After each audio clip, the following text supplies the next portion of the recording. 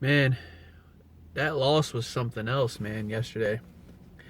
You know, before the game yesterday, we scored 10 points the entire year in the first quarter. Yesterday, we come out on fire, man. We put up 16 points in the first quarter yesterday. Things are looking good. Defense is playing great.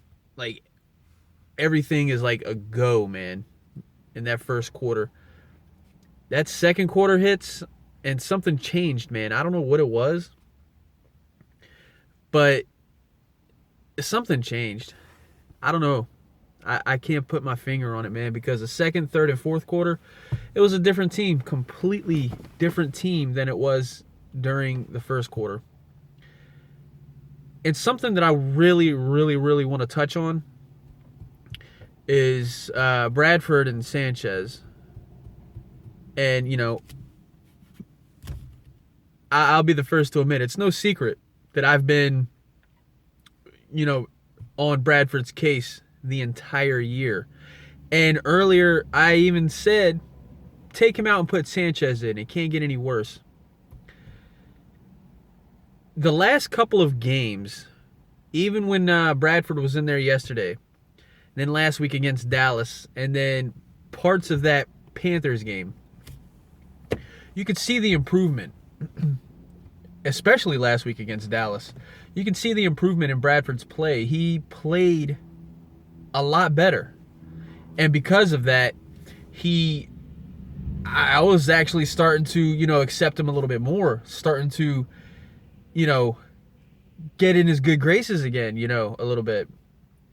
So yesterday, when he goes down and he's hurt and comes out of the game, and then Sanchez goes out, I was absolutely disgusted. I really was. I was absolutely disgusted because, some Eagles fans were cheering because Sanchez was coming in. I heard a couple of Sanchez chants, and, I was just disgusted. Because how do you not acknowledge his improvement in Bradford and things like that? And I lost all confidence in that game yesterday when Sanchez came in, honestly. Honestly. And to an extent, look, man, those people, myself included at one point, got what they asked for when Sanchez came in. Because I'll tell you what, by the end of that game, they weren't cheering Sanchez anymore. I didn't hear any Sanchez chants.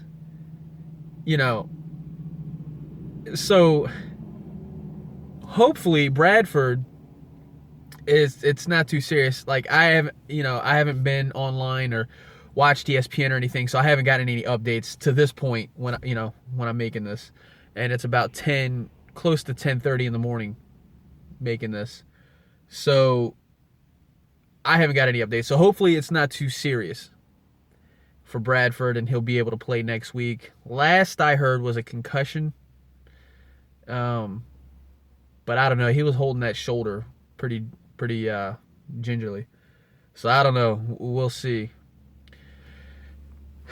As far as the rest of the game,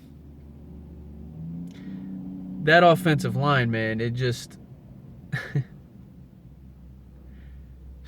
it just sucks, man. It just sucks. And the thing is, I was saying, I feel like I was saying it before anybody else, but if we, including yesterday's game against the Dolphins, those next 3 games, the Dolphins, Tampa Bay next week, and then after that, Detroit on Thanksgiving, those were 3 very winnable games. Of course, we all know what happened yesterday, which was ridiculous, and it only does nothing but put us in a hole. Thankfully, the one thing that is saving me from losing my absolute freaking mind is the fact that Dallas lost, and more importantly in the standings, the Giants lost. Thankfully, that is what's saving my mental stableness right now. it's just absolutely mind-boggling the way that they go out and play the way they did against Dallas, fought through it, made Eagles fans believers in this team, and then you go 4-4. Great. You have the opportunity to go to above 500 for the first time this year. You screw it up. You screw it up. You know, it was 2nd and goal with about 4 minutes and some change left in the fourth quarter. You play to protect the ball, man.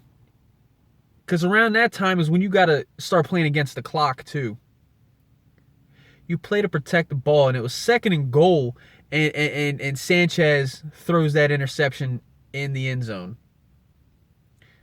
You know, there's some people that want to blame and get on Sturgis, his case about missing that field goal. Man, if you watch that field goal, though,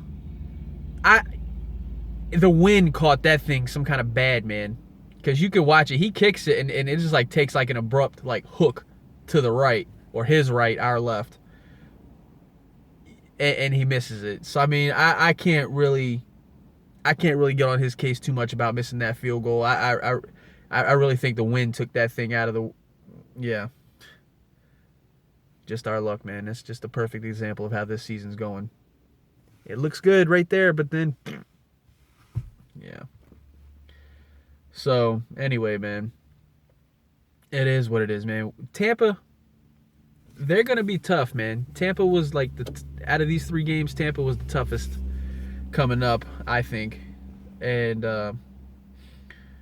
you know, I think we can't really overlook them. We should win this game. I'm still going to say that. You know, we should win this game. Hopefully we do.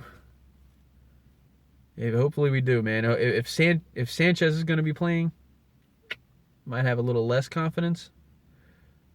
But, yeah, man. And those drop passes. I tell you what, man. They were exposing that secondary and them linebackers on the Dolphins, man, because Brent Selleck was getting open. He was destroying, and Zach Ertz too, man. The tight ends, they were destroying the Dolphins defense, man. Like them, that was awesome. That was good to see. And then Ryan Matthews, man, he left the game with a concussion too. So I'm just hoping that that's not serious as well. You know, protocol. He might miss the next game against Tampa. I don't know. Anyway, man, I'm just kind of talking right now. So, I'm trying to keep positive, man. The positives is, look, man, the Giants lost.